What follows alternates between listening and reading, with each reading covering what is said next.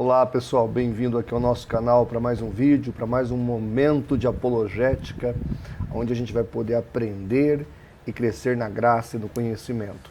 Eu tenho aqui no nosso canal um grupo de telespectadores extremamente inteligente, um pessoal que questiona, que quer saber, que faz perguntas extremamente interessantes. Eu recebi uma aqui, que eu vou pôr aí na tela para você acompanhar comigo. Não vou identificar o irmão que fez a pergunta, mas ele diz assim: paz, pastor, a ideologia de um profeta pode interferir na sua doutrina? Se sim, explique como isso funciona. Como dizia Sócrates, às vezes a pergunta é mais interessante que a resposta. E eu quero abordar essa questão com você, usando aqui exemplos bíblicos e também exemplos sectários, para a gente poder ver se isso aqui é verdade, se isso aqui acontece e como isso funciona. Mas nós vamos ver tudo isso depois da nossa vinheta.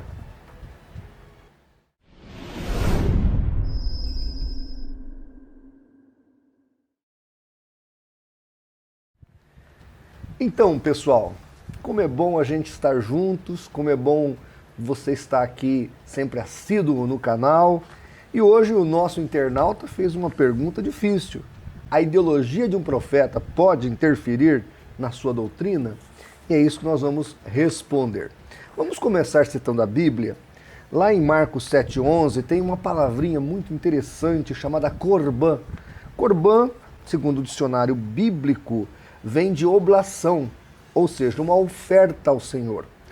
E foi criado em cima disso uma doutrina interessante.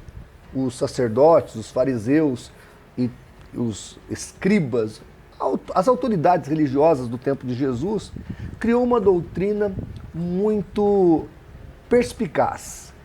Veja, ela tem princípio bíblico, mas ao mesmo tempo ela vai contra a Bíblia. Isso é que é interessante você observar no falso profeta. Muitas vezes eles usam um princípio bíblico, mas que vai contra a própria doutrina bíblica. Então veja, aqui nós estamos falando de corbã.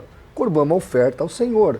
Todo cristão verdadeiro, ele deve contribuir, ele deve ofertar, não só cristão, o judeu também fazia isso, diante do Senhor. Mas aí tem também um mandamento: honra teu pai e tua mãe. E nós sabemos muito bem que a assistência social é uma coisa moderna, no mundo antigo não tinha isso.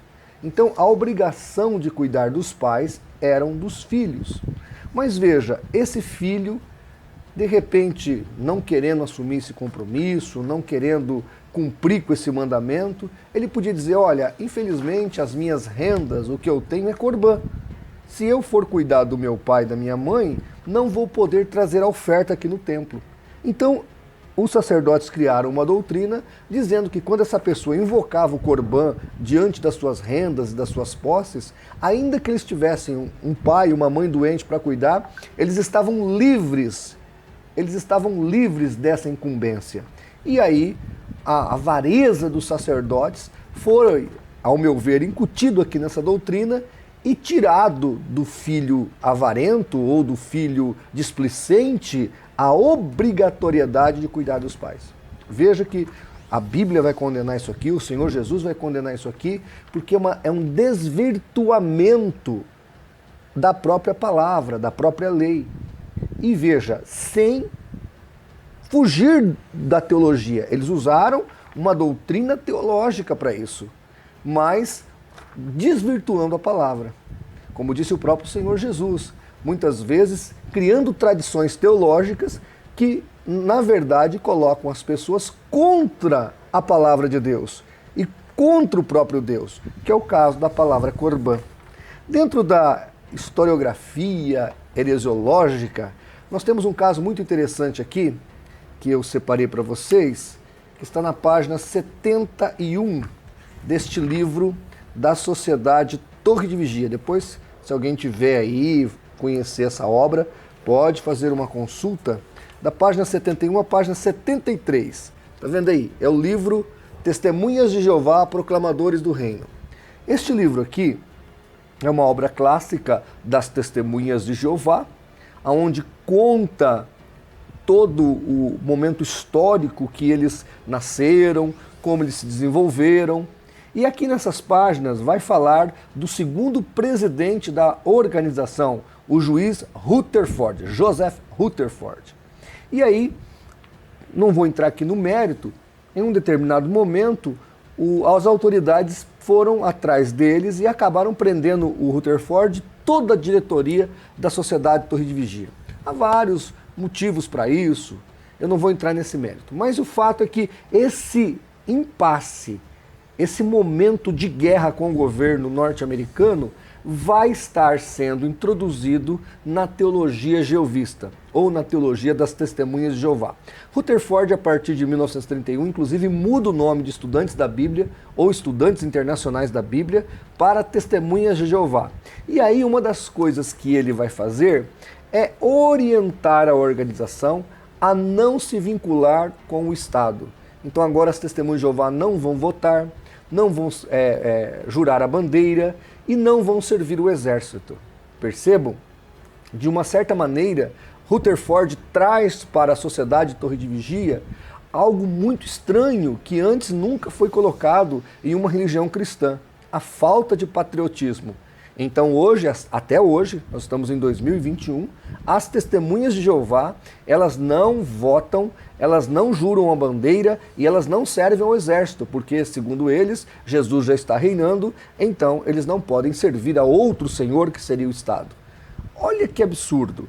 O que nós vemos aqui? Então, um problema pessoal do segundo presidente da organização, o Rutherford, vai fazer com que ele traga para dentro da sociedade uma doutrina que vai transformar todos os membros da organização em marginais de um Estado.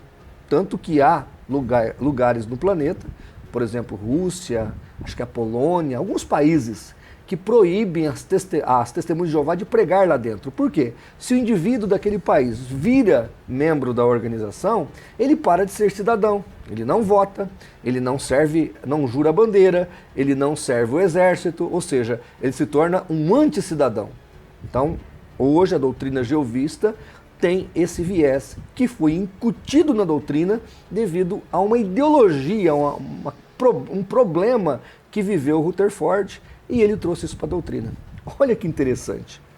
Eu poderia fazer isso com todas as seitas, tá? Eu estou só fazendo com algumas para você perceber o fato. Quer dizer, como é que pode um problema pessoal do profeta ser introduzido na doutrina? Eu estou mostrando isso para você aqui. Neste livro aqui, muito interessante, cheio de evidências documentais, o pastor Nathanael Rinaldi, nosso saudoso pastor, escreveu Imortalidade Condicional ou Sono da Alma, sobre a doutrina aniquilacionista dos adventistas do sétimo dia. E olha que interessante, como é que a coisa toda começa? Eles marcaram a volta de Jesus para 1843. Jesus não volta. Então eles marcam a volta de Jesus para 1844. Jesus também não volta. Aí eles criaram, diante desse impasse, uma doutrina chamada juízo investigativo. Essa doutrina, então, vai dizer que, na verdade, em 1844, Jesus não ia vir à terra, mas ele ia sair lá no céu, do santo lugar, entrar no Santíssimo e começaria a fazer o tal de juízo investigativo, lendo-se nomes, aprovando-se e reprovando-se nomes, através de um escrutínio de vários livros que teria no céu, anotado as obras de cada homem e mulher. Então Jesus analisaria quem seria salvo e quem não seria salvo, quem iria ressuscitar gloriosamente e quem não ia passar por esse momento de glória. Veja, essa doutrina do juízo investigativo, ela nasce para resolver um problema de uma fraude do dia que nada aconteceu. Aí depois que o juízo investigativo nasce, nós deveríamos observar, inclusive, a etimologia de todos os pais da igreja, dos pais do adventismo, né, os patriarcas. Nós vamos observar que eles eram presbiterianos, batistas, congregacionais, ou seja, eles eram históricos. E todos os históricos creem na imperecibilidade e na imortalidade da alma. Mas, diante da doutrina do juízo investigativo, eles foram obrigados a defender o sono ou o aniquilamento da alma. Porque, veja, se a alma do indivíduo ela está consciente após a morte, guardada no paraíso para a ressurreição e glorificação de um momento histórico bíblico que vai acontecer, como está lá em 1 Coríntios 15 e 1 Tessalonicenses 4, na hora do arrebatamento da igreja, e o ímpio, que está no lugar de tormento, que vai ressuscitar, como está em Apocalipse 20, a partir do versículo 4, para ser condenado no Guiena, em corpo, alma e espírito. Ele é guardado já em tormento, mas esse tormento se tornará pleno na hora do Guiena. Se isso então é factual, como é que Jesus vai examinar as almas dessas pessoas se o salvo já está com Cristo e o perdido já está em tormento? Não faz sentido. Então a doutrina da volta de Jesus, que não aconteceu, gerou a doutrina do juízo investigativo. A doutrina do juízo investigativo, que era um paliativo do primeiro erro, vai gerar um segundo erro, que é a doutrina da mortalidade da alma. Ou seja, uma ideologia, um erro teológico vai tornar ideológico toda uma cadeia doutrinária. Juízo investigativo gerando a doutrina da mortalidade da alma. Uma coisa fica amarrada à outra. Você não tem como ter juízo investigativo e ao mesmo tempo crer, o indivíduo acreditar na imperecibilidade da alma. Então aqui é explicado isso. Ou seja, a ideologia de um erro, de uma falsa profecia, gerou uma doutrina equivocada que vai gerar uma outra segunda doutrina também equivocada no mesmo nível ou até pior. Por quê?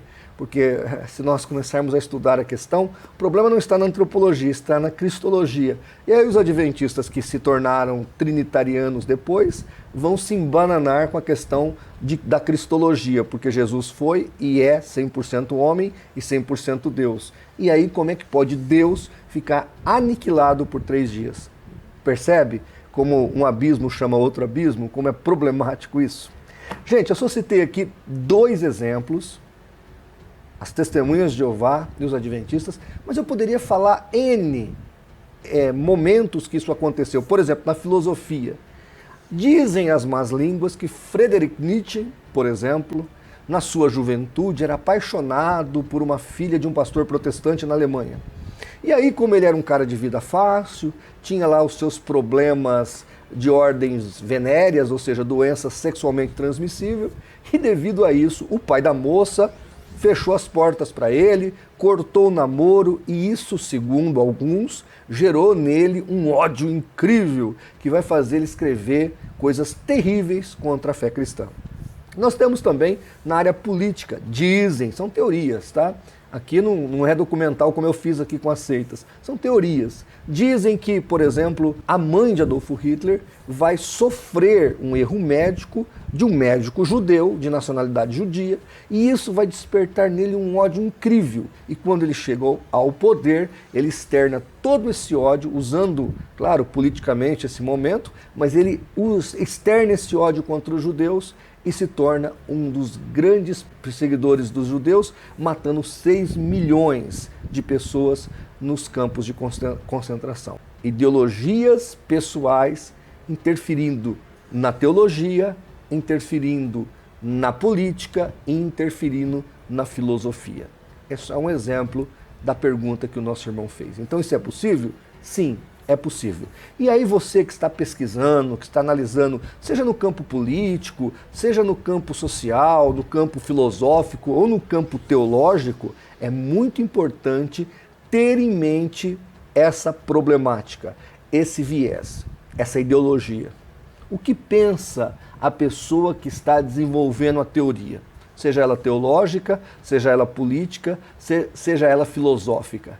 Para você poder entender o que ele está colocando ali, para ver se é possível passar pelo filtro da realidade, do fato, e se aquilo pode ser ou não aceitável, tá bom? Só aqui uma dica, já que a pergunta do nosso irmão aqui foi bastante interessante, eu não podia deixar de comentá-la, tá bom?